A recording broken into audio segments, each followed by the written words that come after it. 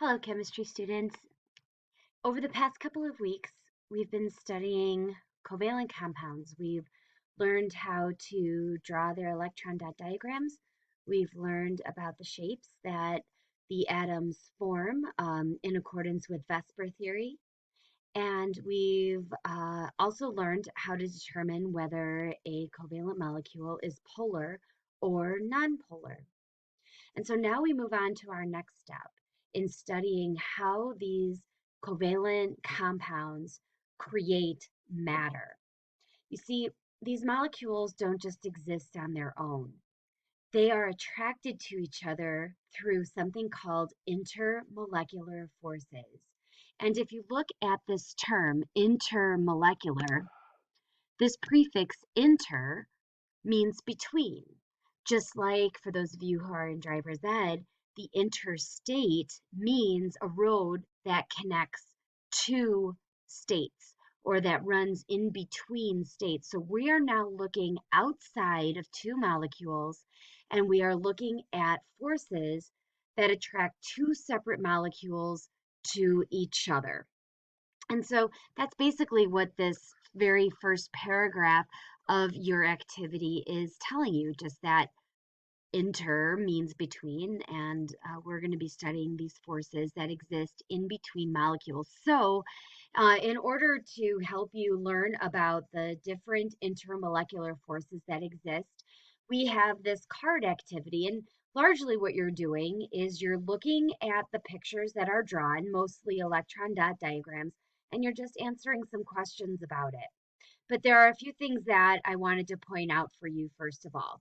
First of all, if we take a look here, part one says that we are looking at dispersion forces.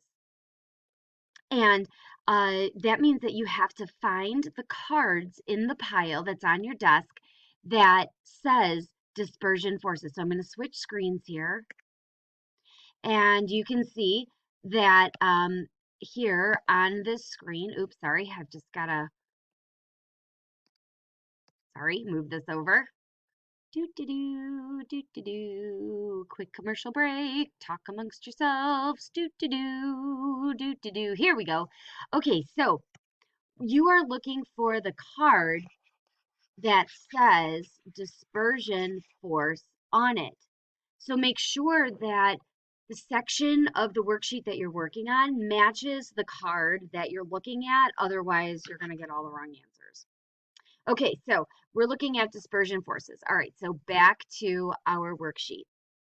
So you have to read through the steps. I know you've got to read. So here we go. Step number one. It says when two molecules of CH4, also known as methane, are next to one another, a dispersion force keeps them together. Study the cards with the electron dot diagrams of CH4. And so that's what we have right here in this very first diagram is we have a molecule of CH4 here and a molecule of CH4 there. So now it says check off the characteristics of CH4 or methane in table 1 below. So I'm just going to scroll up here so we can see a little bit more. Here we are at table 1 and let's see what the questions are. So CH4 is first asking us for the number of atoms, and that's relatively simple. You just have to look at the formula in order to know that we have 5.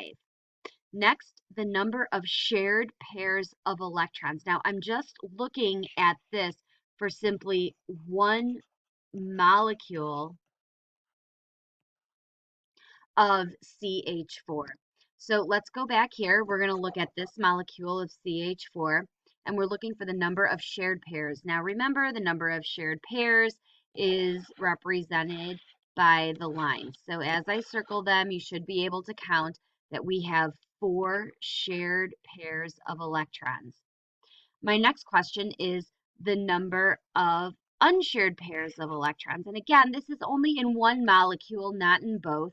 As you can see around our central atom, we don't have any unshared pairs at all. We also don't have any unshared pairs around our peripheral atoms or around those hydrogens. So we can safely say that the number of unshared pairs is 0.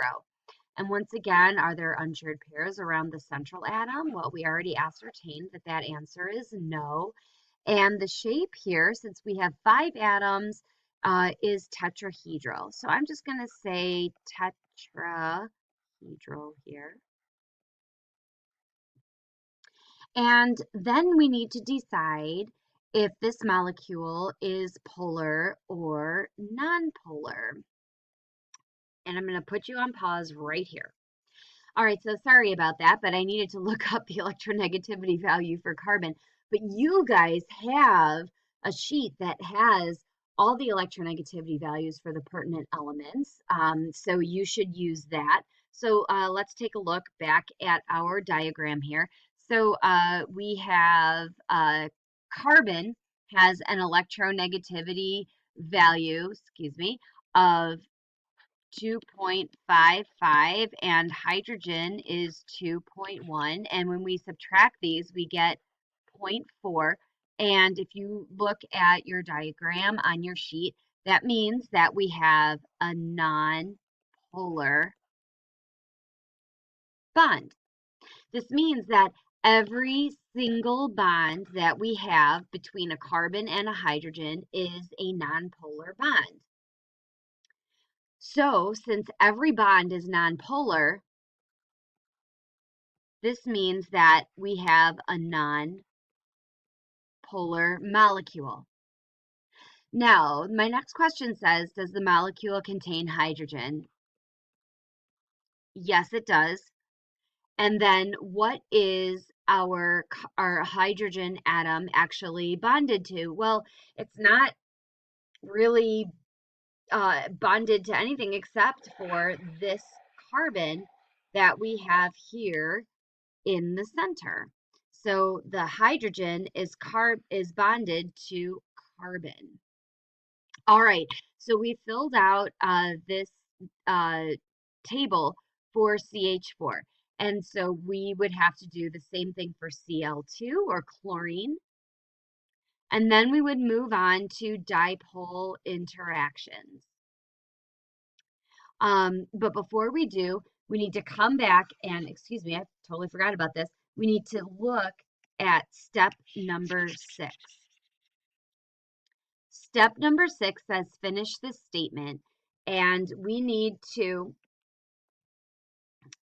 describe, finish off the statement. Dispersion forces occur between two molecules that are what and what. So we need to use our table down here, and we need to find the different parts that these two molecules have in common. So you have to look at your answers and you have to see what these two have in common, because that's going to tell you what the answer is up here in step 6. So up here in step 6, you have to see what CH4 and Cl2 have in common. Now, please don't write what I just wrote here. I want you to look at your answers, because I'm not going to do Cl2 with you, but look at your answers in this table, and you need to see, what do these two molecules have in common? Because then that is going to inform the answer that you create here in step 6. And so basically that's what you're doing for all parts of this activity. You are reading, looking at the laminated cards. Please try not to write on them. I would appreciate that very much. But you're looking at the laminated cards, you're answering the questions that are found in the table, and you're looking for similarities in your answers. And then that is going to help inform what you write in the final step for each section. So that's how you do today's activity. I hope this helped. Thanks for listening. Bye-bye.